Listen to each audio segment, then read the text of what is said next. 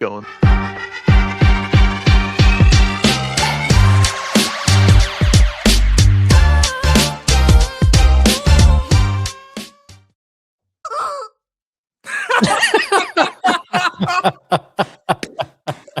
Oh, so glad that made you laugh, dude. Happy Friday, y'all. Happy Friday. Oh, I was rushing to it, Frazier, on the media assets. I was like, oh, wait, This will be hilarious before this starts. It is Friday, my friends, and that was a rubber chicken because today's episode, we're coming in hot. There's going to be a lot of these today. And we're just a lot of news is coming out. And Frazier and I last week we took a little hiatus for a week, got a little bit of a refresher, and now we're back. Frazier, it's good to have you back, man. Yeah, it's good to be back, man. So it's I miss not doing it on the Friday because that's kind of like my little energy to get the morning going. But we're back at it, and this was gonna be a fun one, so I'm excited. It is, man. It is. And by the way, too, congrats to you. Another really awesome opportunity for you. For those that don't know, Frazier helps AIME, but he also helps out so many other incredible organizations. It's part of what he does and what he's known for. But Mortgage Con, awesome event that I saw you posted on, and Nothing But Love. They put on something special, and I know you're going to help them tremendously. So I want to make sure before we get hot, I give you a little bit of love here, and then we'll dive right in. Well, I appreciate it. Of course, brother. All right. So this first one, NMP magazine, great job on this one. They actually posted it today, and I caught wind of it. Mortgage volume is down. Equifax revenue is up 25% from mortgages. So their mortgage revenue vertical is up 25%, and mortgage volume is down. Yeah. You guys, this is a problem. We've been talking about it over and over and over again, but they're putting us in a situation to where we can't really do much about it as a broker. You really don't have much say in the matter. They're making the changes. We need them to close.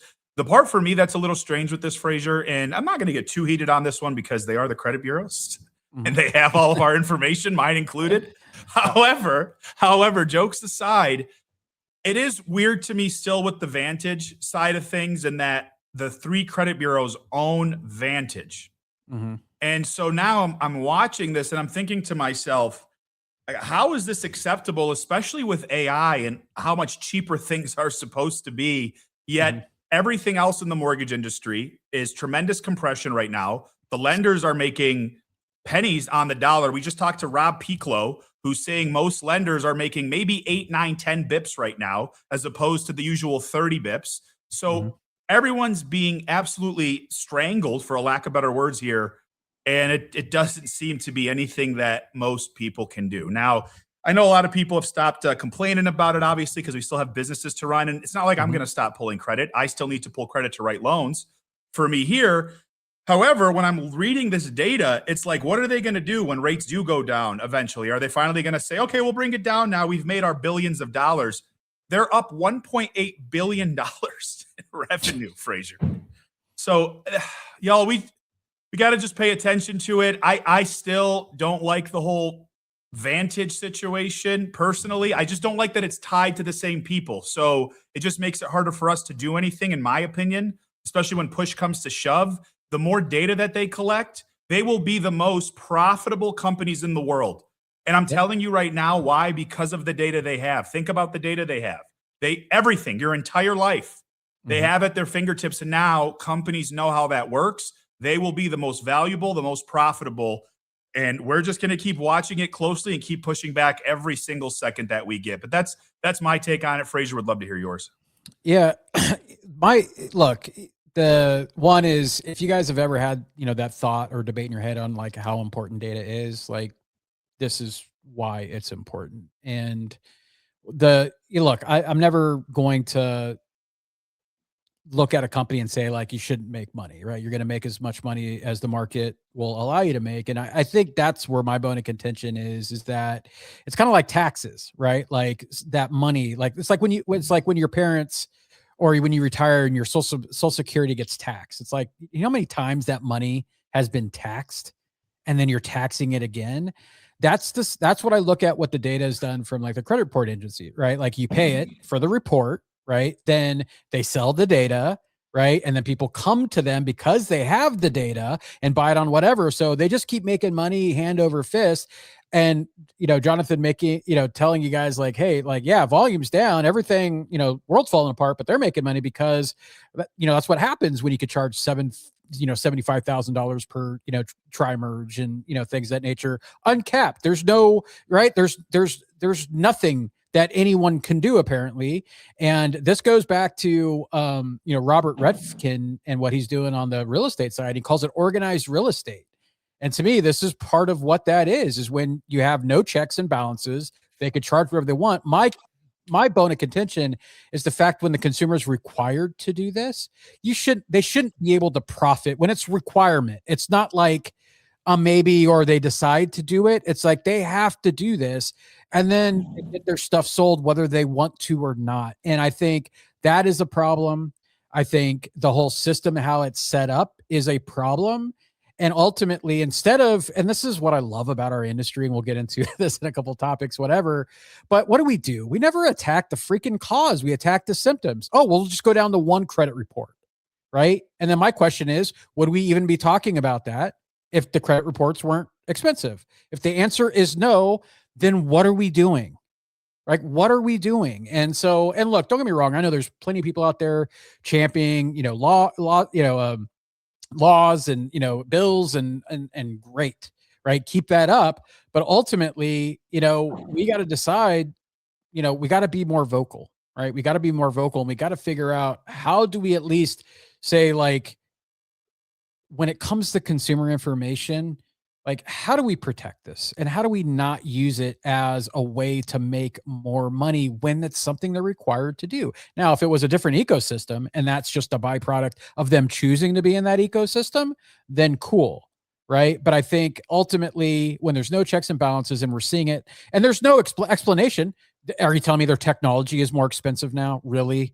Right? They've been running it that way. Now it's more expensive when, like Jonathon said, with AI and all that, now it's more expensive to do that. No, they just see the fact that they knew mortgage volume was going to do. They knew what rates are going to do. And so they're like, hey, we're not going to make as much money. So why don't we just up it? And why don't we just up it? And why don't we just up it? And why not? Because we're not going to get in trouble. Nothing's going to stop. Nothing's going to change. So, I get it. And like, you said Vantage, it's the same people. It's like that meme where the guy's like wearing like a plaid like shirt at Christmas. He opens up a present. It's the same shirt. It's like, it's the same thing, right? Like it's right. Like, hey, look, this is different, right? No, it's the same thing. Right. And so I don't know, man. I just, I don't know what the answer is, but all I do know is that, it's not right. It's not right that, that vendors get to make money off of the things that when they don't really add the true value to the ecosystem, right? Yes, credit and all that other stuff. But are you telling me they're the only ones that have figured out how to do that? We can't have a competing entity that can, I don't know, look at data and come up with their score. They're the only ones that have figured that out. I mean, I think like let's I think combine together and figure out like how do we replace what they have. Frazier, I'm going to end it with this. There's a movie or show called Altered Carbon. It was a book, and then they turned it into this show. It's on Netflix, and basically, it's this high elite society that can never die. And what I think about in this situation is, I think the three credit bureaus are sitting in their ivory towers, having conversations amongst each other. And here's the part that they're doing, y'all. That's crazy to me. They're doing the Spider-Man meme and pointing at each other that they're each to blame while they're all laughing in their ivory towers, pouring in billions and billions of dollars. Welcome to business. Welcome to capitalism. Yep. Welcome to what this industry is. And we're just going to see it unfold, my friends. So I'll leave us with that. I'm trying to get the timing right. I know if I make you laugh, the timing is good. Yeah. It's all about timing. All right. The next one. This is a one-word challenge that we've been adding to LinkedIn Loaded just to keep it going. So how it works, each person gives the other one a word. And basically, what does this word mean to us? No crazy explanation, just our immediate reactions to these words. So Frazier, I'm going to start if you're ready. Yeah, go for it. All right. Leadership. Rare commodity. Discipline. Critical in this market. Absolutely critical. I love giving this one to you. ICRM. It's my favorite one. I know it's like CRM. Over complicated. Loyalty. I would also say rare commodity, but I would also say a misunderstanding of what that word actually is. Ooh, I like that. Comfort. Killer is a killer. Growth killer. Fear. When harnessed correctly, could be an incredible driver of progress. Money. Necessary, right? It's money's the root of all evil and happiness. So necessary, right? I mean, let's just be honest. It's necessary. Legacy. That's something that I don't think too many people think of, right? I think too many people pass that off, but like for me, that's part of my purpose is what are you leaving behind for others? And I think people kind of gloss over it too much. Pressure. I put that right with fear. Pressure is what you need. Pressure is good because pressure does not allow you to find excuses or shortcuts or hacks. You got to get it done. Brokers. The best option for consumers. There it is. All right. Here we go. Purpose. Why? What makes me wake up? Okay. Like it. Sales. The most beautiful form of communication. I knew that was a good one. Mm-hmm. Marriage. Your wife's watching. Hurry up. You know what? It's incredible. Like I was thinking about being young and like never thinking I wanted to get married and never thinking like I never thought I was going to get married. So that's what just made me start going back. Yeah. It was like, wow, this has been fun. Like it's fun. It's hard, but it's a lot of fun right now. Yeah. Competition. The weakest form of leadership, but my God, is it so fun to get in competition sometimes. Ooh, all right. Dig it. Faith. The number one thing in my life that's helping bring peace to me. Okay. Growth. If you don't have it, it's death. I mean, that's just how I feel. Yep. Integrity. Your word. Success. A byproduct of doing the same consistent actions every single day for as long as you possibly can. Love it. Marketing. The world needs to know you somehow. You could have just said Frazier. That would have been yeah. Failure. Beautiful. Like beautiful. Necessary and beautiful. So why do you so when you say beautiful, like expand on that a little bit? Yeah. So you like when you truly fail at something, most of the world thinks like you're not going to get back up. But when you do get back up, you learn so much from every single mistake you ever made. It's like you had teachers growing up that let you retake a test one time a year, right? Yeah. You did better the second time around. You have kids that will redo the ACT test how many times, the SATs how many times. And it's not, they failed the first time, fine. You failed the first time. Second time around, guess what? You come back, you learned, you studied a little bit better, you're able to improve. Like if you go through life never failing, that's a huge problem because the second it happens, if it happens way later in life, your mind won't know what to do if no one's ever taught you how to cope with it. So it's beautiful to me. It really is beautiful. Love it. All right, Frazier, this last one, I'm giving to you. So this is stop being so damn soft, and we might have to crack our necks a little for this one. But I'll let you start. I have my take and my thoughts on there. But you texted me this back and forth. You and I have been texting for several weeks, but just about the industry as a whole, like certain aspects of our industry seem to be entering a weird environment, a weird mode of not being super direct or being a little soft. So Yawandi, we love your word. Impact is Yawandi's word, a long-time supporter. We love you. We appreciate you. But don't be so effing soft. Jason Frazier, take us away. Yeah, and look, there's a lot to this, right? And there was a specific post that kind of set this off. But here's the thing, guys, like, and I think you guys will all agree with me, is that this business is not for the weak, right? It's not for the weak. And if you agree with that, then the second part is that you can't sit there and be soft about the things that just naturally happen, right? Or like, um, especially when you don't control any of it, and especially when it's not going to further what you want to do. And what I mean by this is that, like, someone recruits our people, right? Good guys, as a former owner, lender, people recruited our loan officers all the time, right? Did we enjoy that? No. Did we lose people? Sure. Did we not lose people? Sure. Right. It's just part of the game, right? It's just part of the game. And you can't be soft about it, right? You can't sit there and whine and complain because someone recruited their people, or you didn't like what they said, or this or that, or this agent's doing this, or go into a spiral because you lost to a credit union that could portfolio loan, or a bank that could portfolio loan, and you're spending 3 weeks figuring out how to beat something that you just can't beat, right? And then you complain about it and it spirals. And when you spiral, what do you not do? You don't take next step. You don't do all the things that Chris and Jonathan and I talked about on Mortgage Mornings this week. You don't have the next step. You don't have the conversations. Your attitude sucks. All of that stuff.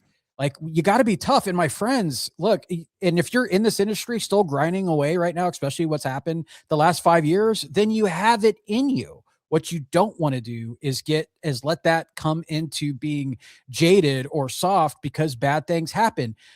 Guys, look, bad things are going to happen in this industry. Like, agents are going to be terrible. Title's going to do something stupid, right? Appraisers are going to be lame. Other loan officers you're dealing with or competing against are going to do stuff underhanded. People are going to break RESPA. People are going to, do crappy, sales tactics and marketing and all that. That's just the game, right?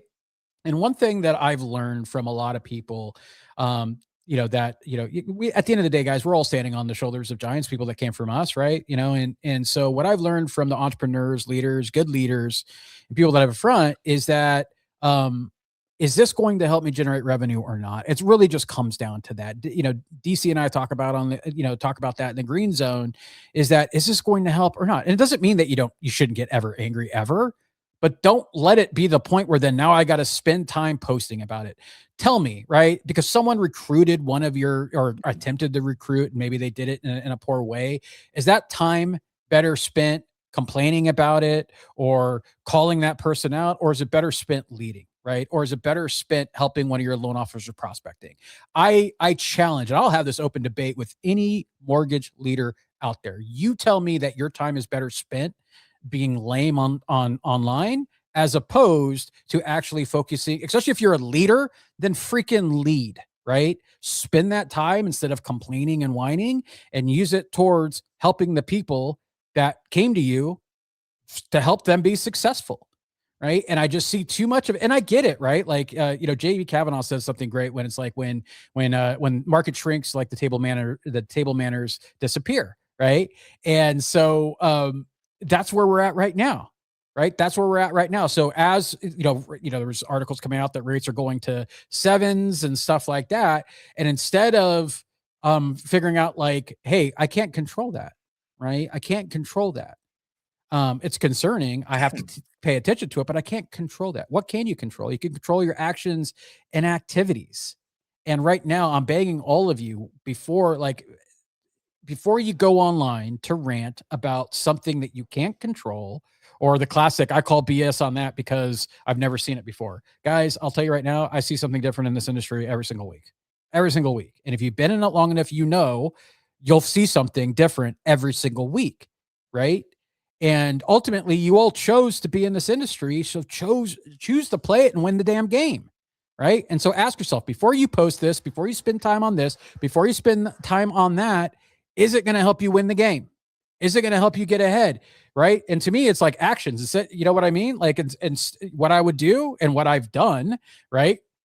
And guys, I'm glad that we weren't in like this world, like of social media and stuff like that, as much we are today, back when I was doing my stuff, because I'm sure I would have got called out plenty of times on some of my tactics and stuff out of the day. But if I would have got that recruiting message, I would have went right after every one of that guy's person, every one of those people, right? I would have been like, all right, cool, right? That's what we're playing. I'm going to play the game, right? I'm going to go right back. I'm going to do it, right? But what I'm not going to do is whine and complain and use my position and influence to do something that doesn't make an impact, That doesn't actually help move things forward, especially when we're all trying to do right by the consumer. And it's not a good look. It's also not a good look, my friends. So what I'm saying is, like, stop being so soft. This is a tough industry, and you're not soft because, like I said, you've been in here for 5 years. You're tough. You've been grinding it out, right? Like, you've been chewing on glass nails, dragging stuff to the finish line, you know, trying to get consumers, agents, everyone that's involved in the project, the process to come together in the betterment of the consumer. Right. So you guys have been doing it. So don't allow yourself to fall into the soft category just because you let your feelings get in the way. Frazier, you know, man, you're talking about such an extreme form of accountability that so many people don't want. And everyone talks about wanting this accountability. And y'all, here's what I mean, because he's so spot on with every single thing that he said. When I started in this journey, okay, rates started to skyrocket when I first came in. And I didn't know any different. I was 21 years old. And I remember seeing people's faces at the company I was at, like, devastated. I remember people like leaving and quitting because they were like, this is insane. This was after HARP and Streamlines. We still had some HARP that flew in and a couple Streamlines, but it wasn't like it was like 09, 2010, 11, 12. I started 2013. So I'm watching these people exit the space that were killers, apparently, quote unquote. I'm like, what's going on? What's going on? And they were so impacted by rates and couldn't figure it out anymore. Well, then all of a sudden I'm looking at these brand new loan officers, me included. My first month as a loan officer, I did 40 loans on the banking floor. Why? Well, somebody was over my shoulder all day. Okay, that's number one. 2, I wasn't allowed to get off the phone. 3, I did work 100 hours a week. And that was by design and intentional. So 21-year-old brand new person just passed his NMLS test, writes 40 loans. That was literally what was sent out to the company. And people just were like, what's going on? Well, I wasn't allowed to not present a loan, for example. I wasn't allowed to not pull credit. Like, I had to pull credit on every single consumer. I had to ask about every single debt. And then when rates got even higher, they said, hey, it's time to sell ARMs. A bunch more people quit. Some of us stayed and said, how do you sell ARMs? And then people came in and they taught us how to sell ARMs. Then we started learning how to sell 3.99 10-year ARMs. And I was never allowed to make an excuse. So how come in this market, there are still companies doing 60, 70, 80 billion dollars in business? Why in this market? Because there is opportunity. The difference is they're not complaining. And look, I get it. Things happen, especially for us as loan officers. I do get it. But there are certain things that are so outside of our control. Perfect example, a credit union. Credit union. Yes, you're going to lose some deals to credit unions. They have ridiculous products. Don't stress and spend so much time trying to find a credit union that you're going to partner with and figure it out. And how can I win and beat this deal? It's going to happen. Don't be upset. They're going to have different products. You're going to move on. And the last piece to what Frazier was saying. I came into this role, and y'all, the amount of people that would use my name for like anything, and I didn't even know who these people were, but just simply because of the role that I was in and what I was doing now, I just couldn't believe it. And then I'm watching a bunch of other people like jumping in on this parade and hoorah. And then I have other people who claim that, you know, they're the reasons that brokers are better, change to brokers are best. Bunch of garbage. Stop being soft. Stop trying to determine stop trying to think about somebody else's business and what they're doing. Focus on yours. Focus on how you put food on your table. And if you do have a real problem with somebody that you've never talked to, here, pick this up like a grown man or grown woman, hit the numbers on the phone and call and say, hey, you really have a problem. Is this really an issue? And then if there's a real issue after that, fine. Then post and do your thing. But if you're not going to pick up this as a grown man or woman, that's your first line of a conversation before you post online and want all these views and clicks because that dopamine hit feels so good. I'm getting so much love and support, and people are picking up what I'm talking about right now. That is a major problem that you're going to deal with for the rest of your life, and I can promise you that. Yeah, I'm glad you brought that up because it's important. And guys, look, what I said is as much for me as it is for you, right? Because I'm human too. I get pissed off too. I have a huge temper, right? So sometimes I get pissed, and then first thing I want to do is like, oh, I'm gonna blast that person, blah, blah, blah, right? But John's right. Right. Pick up the phone, especially when it's someone else. It could be just like you don't like, something that's going on in the industry. We just talked about it with credit reports, right? Understandable. That's right? fine. But when you have when it's an actual person, and I remember Jonathon having to go, Jonathon put out his number. He said, "Look, I'll talk to anyone, I'll call whatever." And I would send a message saying, "Hey, I saw this thing or whatever." And Jonathon was like, "Well, tell that person to call me." Right. And so, so I'd give him Jonathon's number and whatever. And you know what? Not everyone did. No, I don't need to have a conversation, right? I'm going to sit here in righteous indignation and right? Okay, then shut up, right? If you're not going to fix the problem, be a part of the solution, then shut up, because you're not furthering anything other than just your own anger. So yeah, we don't do that enough. We don't pick up the phone. We don't have to call. And just because we pick up the phone doesn't mean it's going to be a good conversation, right? But yes, it's easier just to type a few sentences out and post an image as opposed to picking up the phone and having an uncomfortable conversation and embracing that conflict, right? And not enough people do that because we're humans and we don't want to do it. We'd rather just do that and move on with our day. And guys, look, because you guys know I throw stuff out there all the time, right? All the time. But and look, correct me if I'm wrong. If you find it, let me know. But I don't think I've ever really gone after someone or in what we're talking about without actually having a conversation with that person first. Look, I know it's happened to me, right? I've tried to have conversations with certain people, didn't happen, right? And whatever. And have I always been right in what I've done? No, because sometimes, my worst angels get, the better of me, right? And they shout down, right? You got the, on your shoulders. And so this, again, like I said, this is much for, for everyone to say like, hey, take a beat. Cause this is what I'm going to tell you, my friends, it ain't going to get any easier. It ain't going to get any easier. So all the emotions, all the stress, all the my loans aren't closing, rates are too high. It's not going to get any easier. Right. So don't make it harder on yourself. Do not make it hard. And yeah, Marcel, 100% focus on your own business, brother. Love it. Yuandi, you are incredible. We appreciate y'all. Marcel and Joseph, you're dropping some heat too. But for, listen, if you're that person, here's what I got for you. Yes, I got you again. Timing, right? It's all about the timing. Man. It's all about the timing. Timing's fantastic. All right, y'all. And we always wrap us up here with our rapid fire questions. Yep. This week, I got a little dark, Frazier, because that's the mood I was in. Great. So are you ready for yours? I'm ready. Okay. Who deserves a second chance less? Someone who stole from you or someone who lied to you? Second chance less. I'll say stole. Okay. Yep. If your phone exposed every text you've ever sent, would you be worried? 1,000,000%.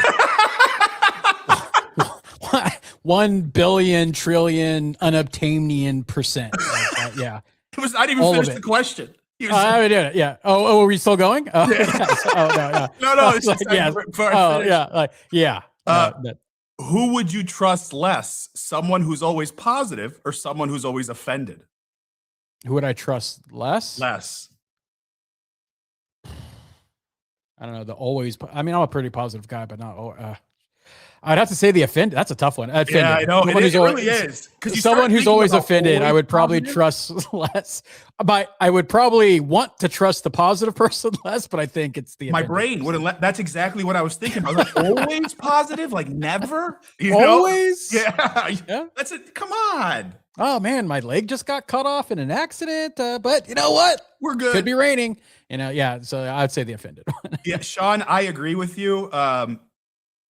I thank God. I'll tell you. Oh God, yeah. If oh my God, I'm so happy I grew up when I did. So happy I grew up when I did.